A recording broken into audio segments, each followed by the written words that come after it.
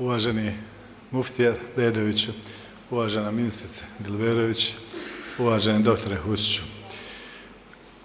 dragi direktori, dragi ravnatelji, dragi prosvjetni radnici, dragi naši učenici. Čast i zadovoljstvo mi je pozdraviti vas ispred Ministarstva obrazovanja, nauke, kulture i sporta Hercegovačko-neretvanskog kantona i u svoje lično ime.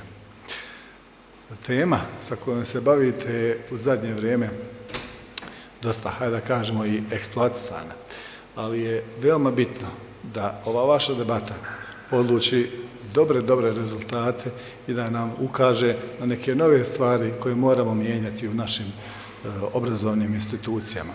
U Hercegovačko-neretvanskom kantonu mi se također bavimo s ovim problemom. Imamo i čak određene pravilnike koje smo napravili u svrhu da se na što bolji način zaštite djeca. Cilj naš je da svako dijete koje ide u školu sretno ide, da bude sretan, a ne da bude ugnjetavan ostalih đaka, većih ili manjih. Molim vas da vaša debata poluči neke rezultate i želim vam da pobjedi najbolje. Hvala.